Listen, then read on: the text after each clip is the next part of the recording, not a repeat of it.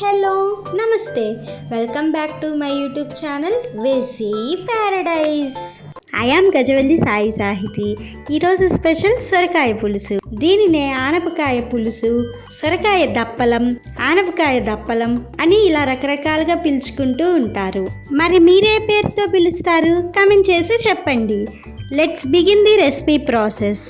ముందుగా స్టవ్ మీద ఒక గిన్నె కానీ కడాయి కానీ పెట్టుకొని 3 టేబుల్ స్పూన్స్ ఆయిల్ యాడ్ చేసుకొని హీట్ అయిన తర్వాత అందులో 2 టీ స్పూన్స్ పచ్చిపప్పు, 1 టీ స్పూన్ మినప్పప్పు, 1 టీ స్పూన్ ఆవాలు, 1 టీ స్పూన్ జీలకర్ర, ఒక ఎండుమిర్చి వేసుకొని తాలింపు మొత్తం బాగా ఫ్రై అవ్వనివ్వాలి.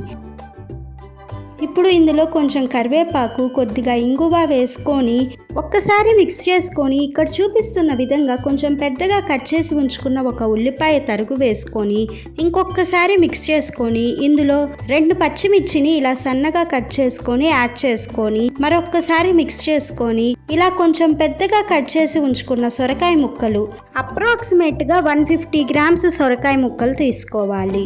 ఇప్పుడు ఇందులో మీ టేస్ట్కి తగినంత కల్లుప్పు, కొంచెం పసుపు యాడ్ చేసుకొని ఒక్కసారి మిక్స్ చేసుకోవాలి.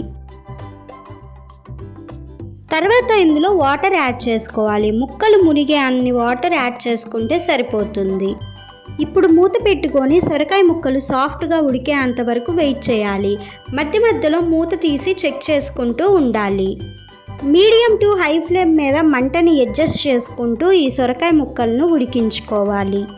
పాతకాలంలో అయితే సొరకాయ దప్పలం ఫ్రీక్వెంట్గా చేసుకుంటూ ఉండేవారు. ఇప్పటికి కూడా మీలో ఎంతమంది ఈ సొరకాయ దప్పలం తరచుగా చేసుకుంటూ ఉంటారు? కమెంట్ చేసి చెప్పండి. ఇక్కడ చూపిస్తున్న విధంగా స్పూన్తో ఇలా చెక్ చేసుకున్నామంటే మనకు అర్థమవుతుంది సొరకాయ ఇలాగా ఉడికిపోయిందని. ఇప్పుడు మీరు పులుసు చిక్కగా కావాలనుకుంటే కొంచెం తక్కువ వాటర్, పలచగా కావాలనుకుంటే కొంచెం ఎక్కువ వాటర్ తీసుకోవాలి. మీకు కావాల్సిన పులుసు కన్సిస్టెన్సీని బట్టి వాటర్ యాడ్ చేసుకోండి.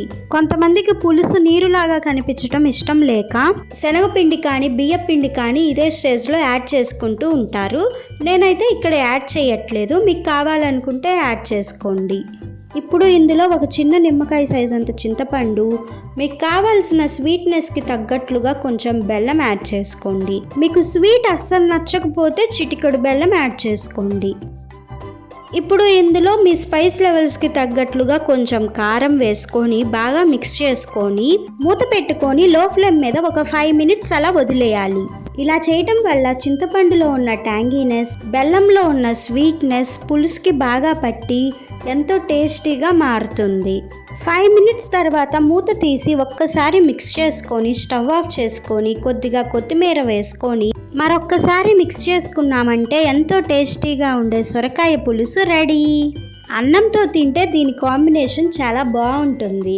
దోశతో పాటు ఇడ్లీతో పాటు కూడా సర్వ్ చేసుకోవచ్చు. బాటిల్ కోట్ తినటం వల్ల మనకి చాలా హెల్త్ బెనిఫిట్స్ ఉన్నాయి. ఇందులో లో అమౌంట్ ఆఫ్ కార్బోహైడ్రేట్స్ ఉండటంతో పాటు high amount of water content కలిగి ఉంటుంది. దీనివల్ల మన బాడీని ఎప్పుడూ హైడ్రేట్గా ఉండేలాగా చూసి వెయిట్ లాస్ అవ్వటానికి కూడా చాలా ఉపయోగపడుతుంది. అంతేకాకుండా ఇందులో high amount of vitamin C కూడా ఉంటుంది. ఇన్ని హెల్త్ బెనిఫిట్స్ ఉన్నా కూడా సొరకాయని కొంచెం దూరం పెడుతూ ఉంటారు. సో అలాంటి ఛాన్స్ లేకుండా ఇలాంటి ఇన్నోవేటివ్ రెసిపీస్ మనం చేసి పెడుతూ ఉంటే ఇష్టంగా తింటారు. Stay tuned for more interesting recipes. Please do watch, like, share, comment and subscribe to my YouTube channel. Thank you for watching. Bye bye.